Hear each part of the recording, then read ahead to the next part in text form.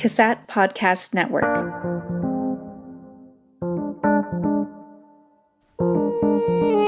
So today we're here talking with Trudy about coping with your fears, safety, and first responders in the news. Such a timely topic that we're here talking about today. First responder safety is, first and foremost for most families. So how can a spouse and or family work together through their fears about their family member? So just the first important part is to recognize that fear is created by thinking styles that focus too much on the future. So for example, a person can think, what if he gets in a shooting, or what if she gets hurt on the job? And it's that what if thinking. Once the first what if starts, we generally keep going, unfortunately, to more and more what ifs. And there are an infinite number of what ifs. And then it gets worse and worse. And it will sometimes lead to just that really excessive worry, catastrophizing, and even to panic attacks for some folks.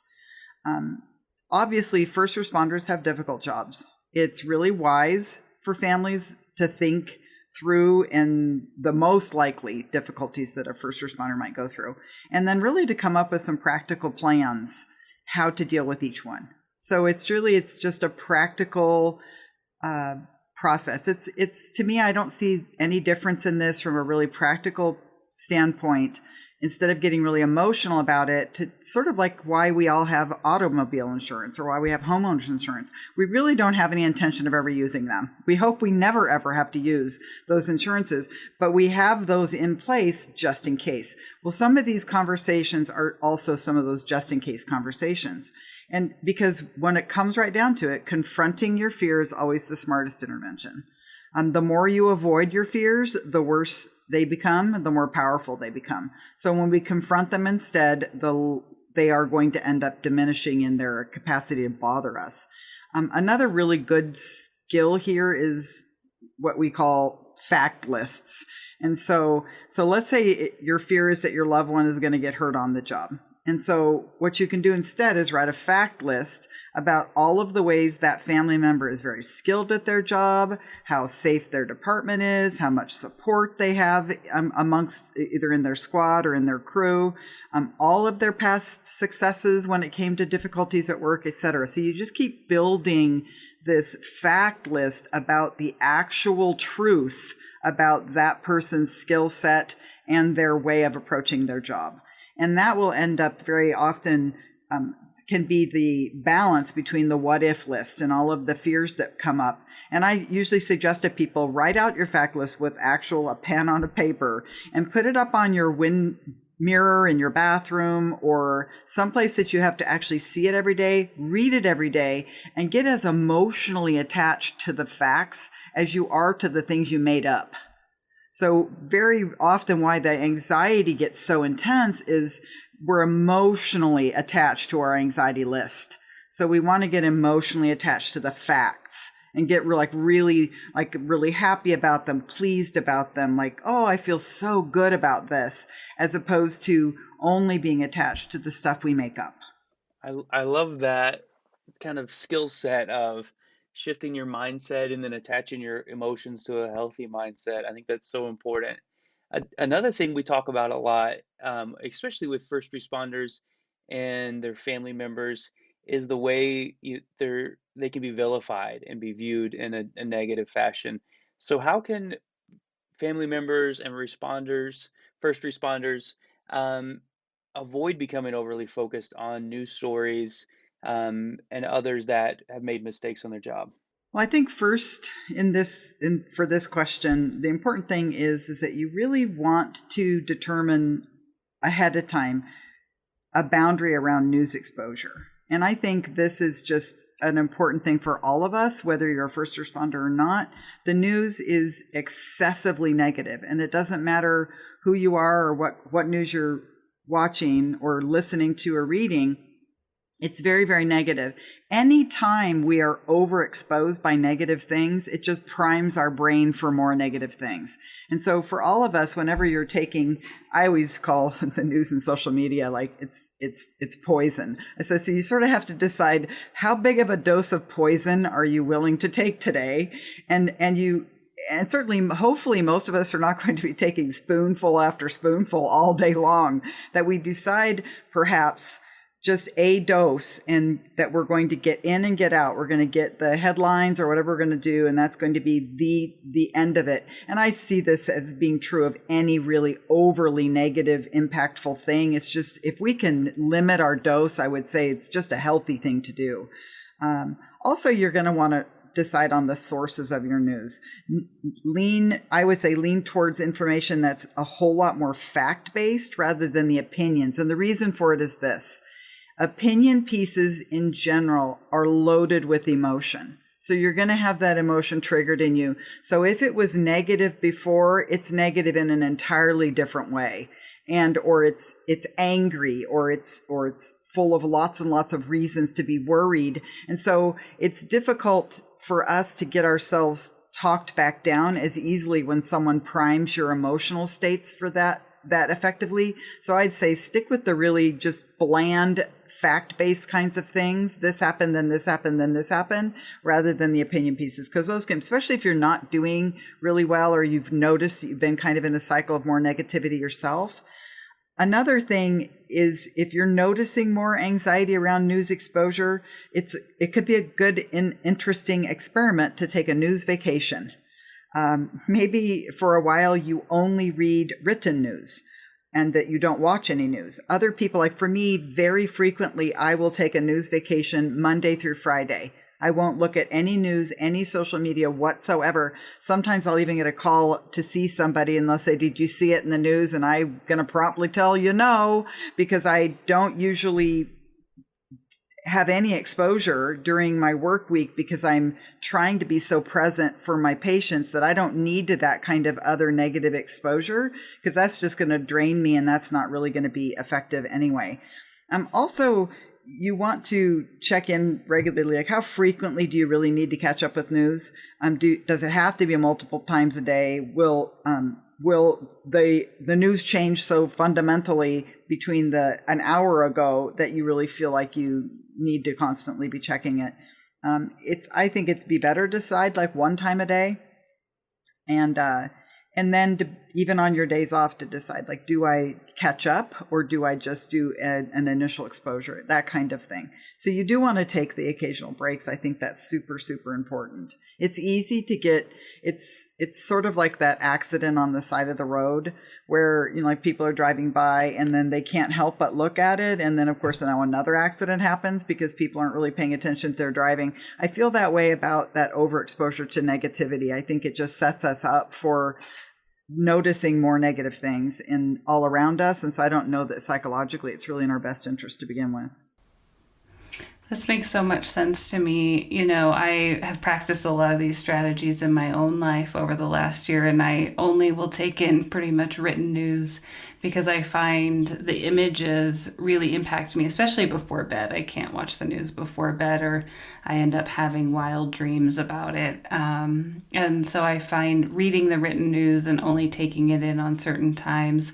And this past fall, I actually had to take myself off of social media. I had to take a vacation from social media just to support my own well-being. And so they really made a huge difference in my life. I was going to say, there's a reason Jim Gaffigan calls it, we should change the news to the worst things that are happening. And then the local news are the worst things that are happening closest to you. So I feel like we could start a petition and make it more realistic. Mm-hmm. Well, I love, really thinking about your news source and a fact base versus opinion, really, good. And priming all those emotions. It's so critical. So with all of the information in the news about retirement and suicide and health issues for first responders, is what we see in the news, is it all true? I would say some of the information is certainly anecdotal. Some of it might be accurate right now, But some of those outcomes are probably not written in cement, because that might be information that is affecting people who retired, and because the data tends to come out somewhere between 7 and, let's say, 5 to 7 years after the data is gathered. So this might be a group of people that actually retired, let's say, 15 years ago, let's say, that sort of thing. While first responders do have some additional risk factors, there's no doubt about that. Many of these can be improved and even reversed with some attention. And I think that's part of what we sometimes we will look at, like, oh, this is fate, like this is just what's going to happen to me and this is just awful. Most of these issues obviously are lifestyle choices. And so many of them has to do with that. So, for example, getting help for any psychological condition throughout a career would make the first responder healthier going into retirement. So if you didn't wait until either the last minute right before retirement, or that you were really having just on an ongoing basis, making sure you're saying, okay, I really want to attend to this because I don't want to have a whole bunch of stuff that I have to take care of right before I retire. And other lifestyle things like sleep. Many first responders have very poor sleep, having inadequate nutrition, lack of exercise, and even obesity sometimes. Those are things that could be fixed now, and then you're going to end up with an entirely different outcome, potentially. And also, I think families really need to overall look deeply at their wellness and address those issues when they're easily managed. I think it's interesting about first responders is they are some of the most amazing problem solvers of other people's problems. And sometimes it's hard, and I think that's probably true of all of us to a certain degree. It's like, man, I can look into somebody else's life and instantly see what needs to get fixed. And it's not always easy to look at ourselves. And so sometimes finding those mechanisms within a family to really look at what's going on and finding ways to start reversing those things or improving those things right now in our life, rather than waiting until they're completely out of control. It's a lot easier to lose, all of our COVID-20 before it becomes the COVID-40. So, for sure. It's good. What about when family members have first responders that are in some critical situations? So what are some useful techniques for family members to utilize if their first responder is in a critical incident, like a fire with injuries or officer-involved shooting or anything else like that? Okay, this is one of those ones I think you would want to have this as part of that conversation we were talking about earlier, that you want to plan these things ahead of time. One thing is you're going to want to, in the immediate aftermath, really limit social media and news exposure.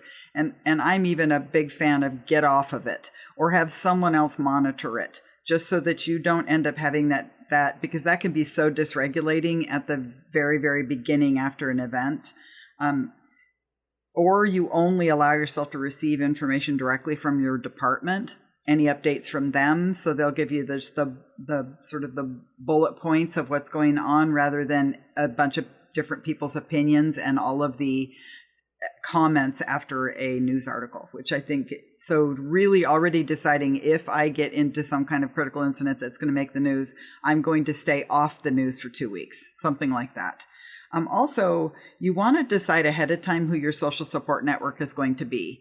I usually tell people limit it to maybe 2 people. So these are the only 2 people on some level I'm going to actually be interacting with during this first phase, this very first time period. You may even want to assign one of those 2 people to be their sort of your go-to person, that if anybody else reaches out, that you'll have them contact them.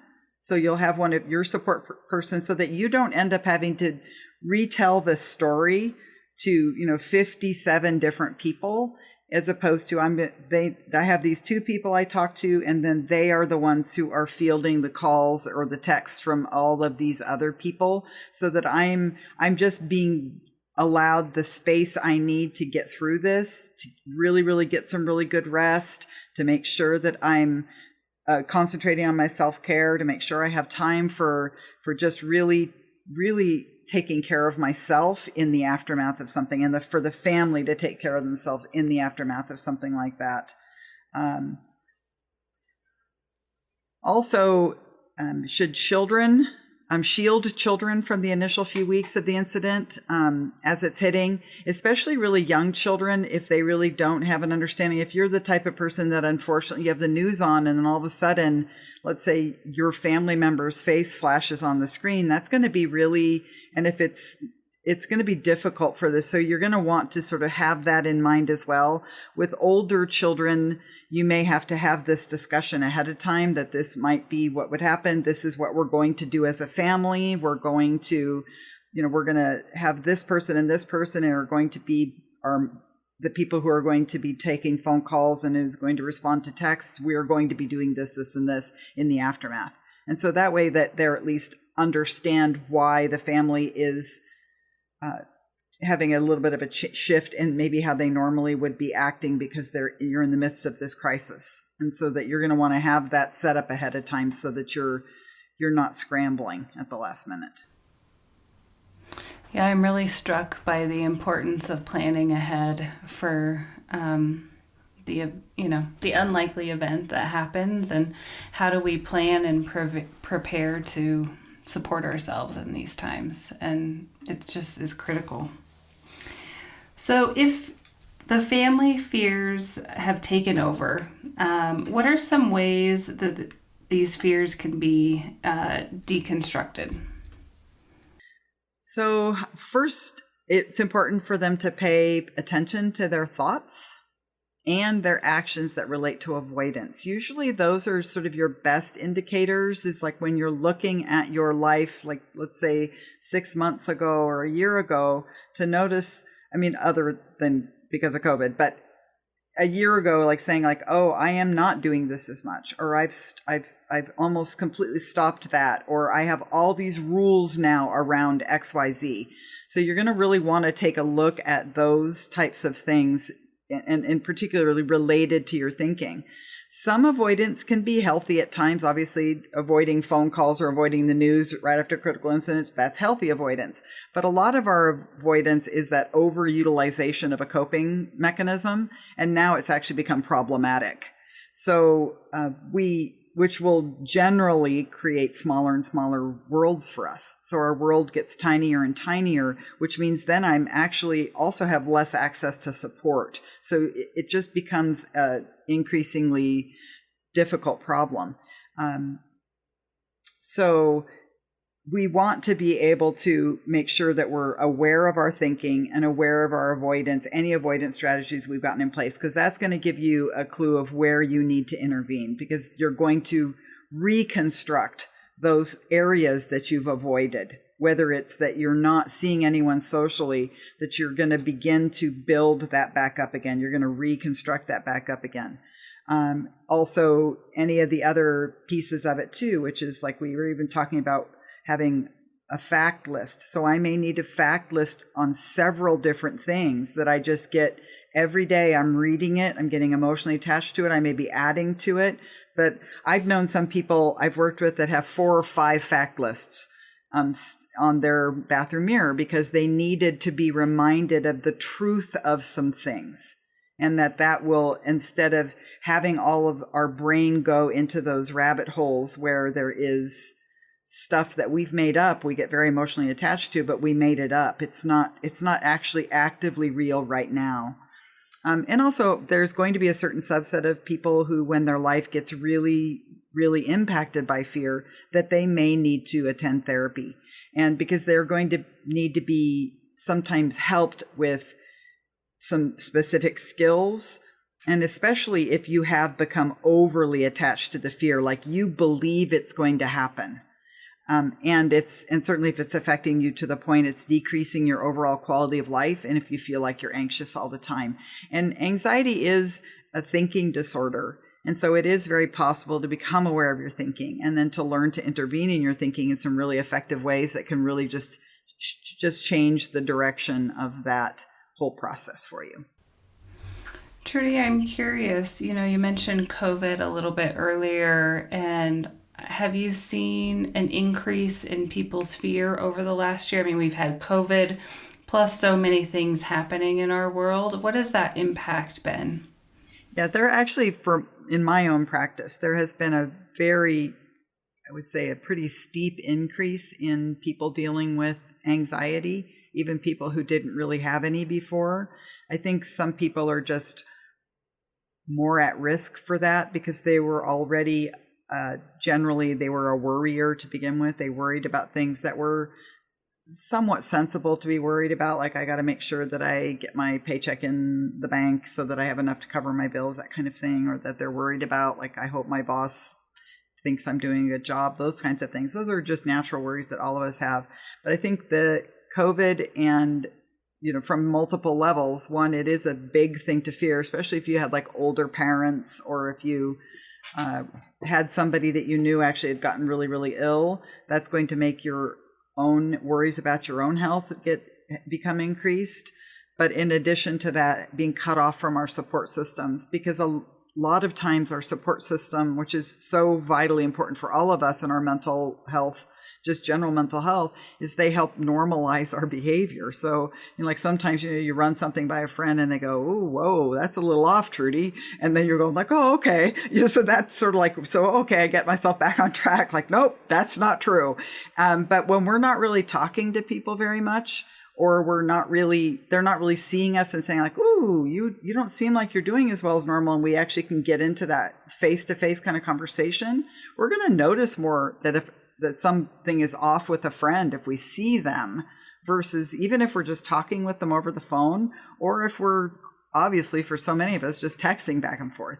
We can hide out, via our texts, life, but we really want to make sure that we're seen by somebody so that they can help us catch this anxiety while it's small and easier to tackle versus when it becomes gigantic.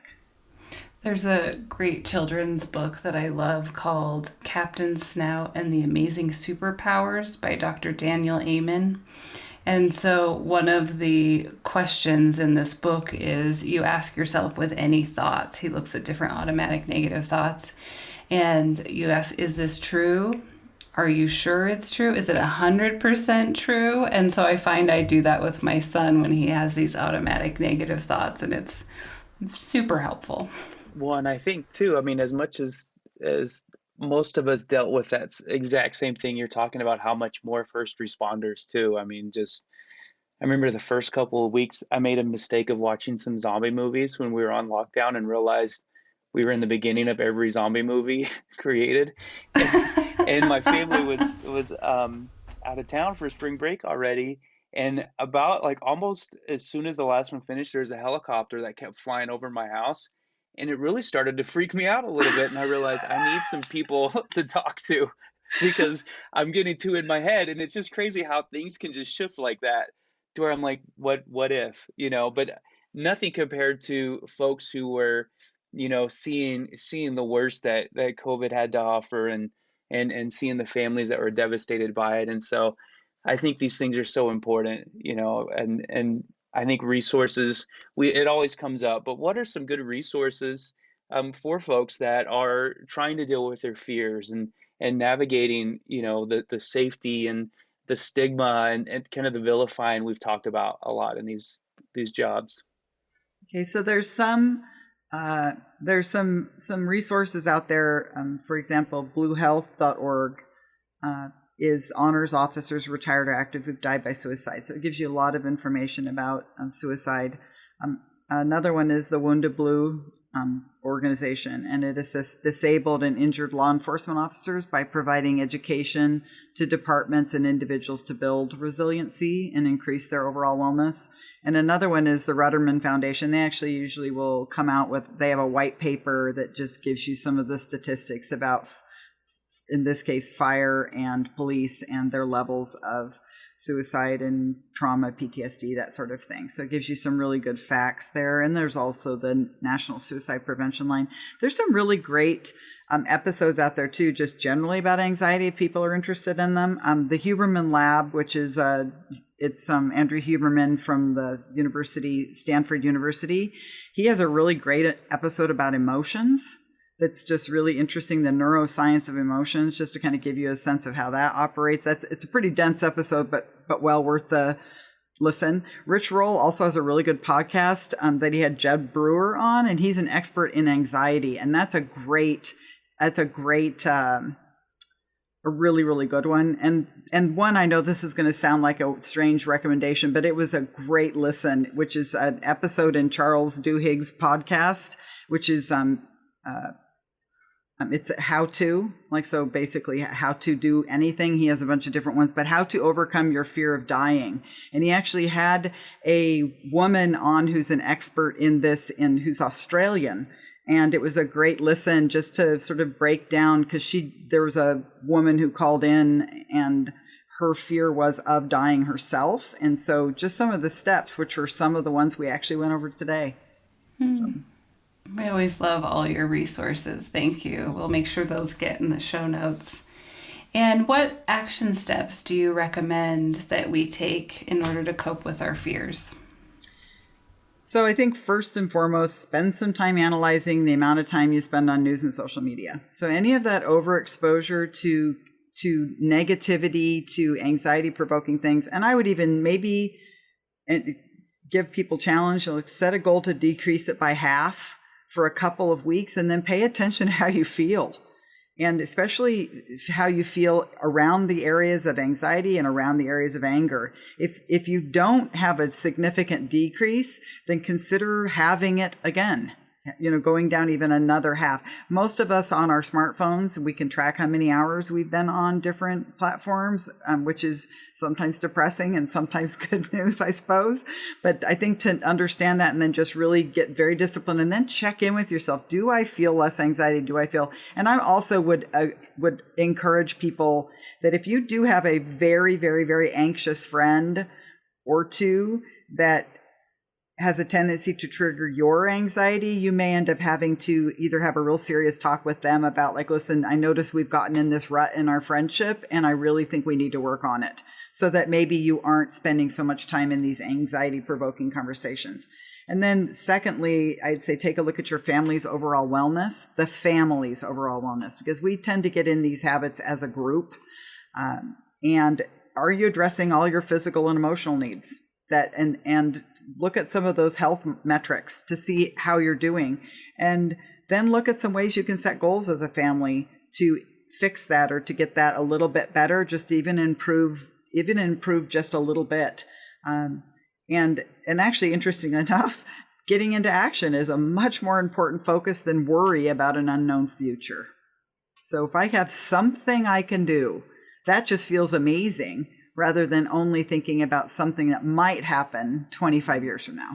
Those are also important and useful action steps. And I think too, I think the theme that keeps coming up over and over is that being aware, but also to remind ourselves that we don't have to be stuck in these mindsets. And so finding these tools are the storage shed or the closet, like you said, of the self-care techniques and all these other techniques are really important. And I just got to say this too, every time we do a new show, I mean, I've already had so much respect for first responders, but I feel like my respect and honor for first responders and their family just keeps increasing. I can't imagine some of the things they have to walk through and the resilience and all that it takes. And so just so much respect for folks who do this and who love people that do. And so thank you, Trudy, for this episode, and can't wait to get on to more. Yeah, thank you, Trudy. And thanks for all the support that you give to the first responder families, too. It's so important. You're very welcome. It's always my pleasure. Cassette Podcast Network.